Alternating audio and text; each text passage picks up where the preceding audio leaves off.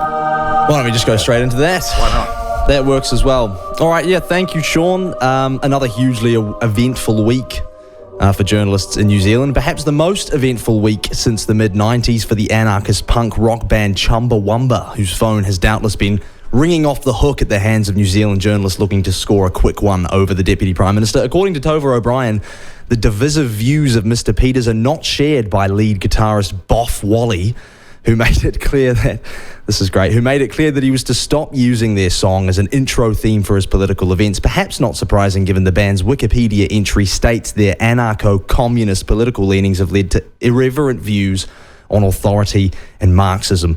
So I just wanted to start off by congratulating the New Zealand media for dragging a washed-up communist guitarist from the 90s briefly back into the public eye to say that he doesn't like Winston Peters.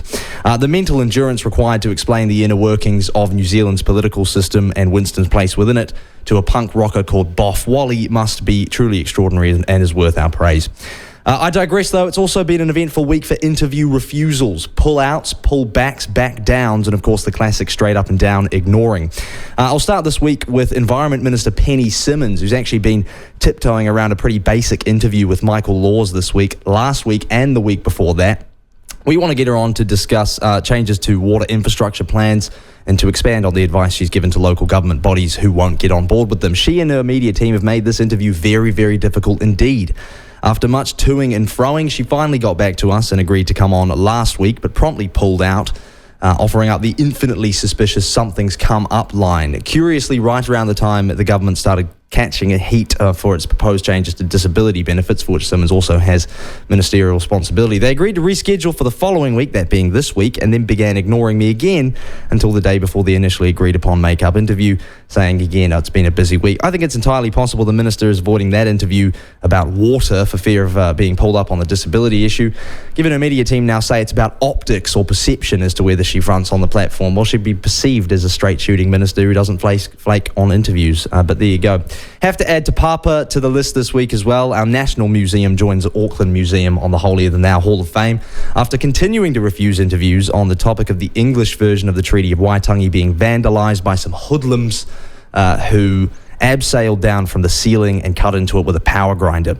Remarkably, the museum's response to this crime has been to leave the vandalised version up until they can find someone to take it down for them and then not replace it, all the while ignoring anyone who wants to ask them exactly why they're doing that. I said at the time, surely a museum's duty is to display information and knowledge of significant events and time periods. The Treaty of Waitangi being perhaps one of the most influential and significant aspects of our history, you would assume it would be important to preserve knowledge of all sides of it, regardless of whether some woke young people don't like one particular side of it. It's always confused me. I've never seen it as any sort of endorsement from Te Papa that they consider the English version to be the definitive translation over the Te Reo version. They're just doing what a museum should do and showing both sides.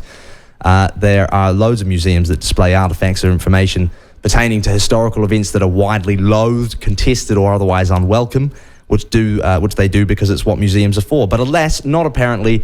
Te Papa, they're a museum to go to if you wish to gain knowledge of how the world should have been, according to lefties and students with access to rock climbing equipment and power tools. So well done, Te Papa. If you change your mind, you want to set the record straight, you know where we are. Otherwise, that's a quick sting on Holier Than Thou for this week.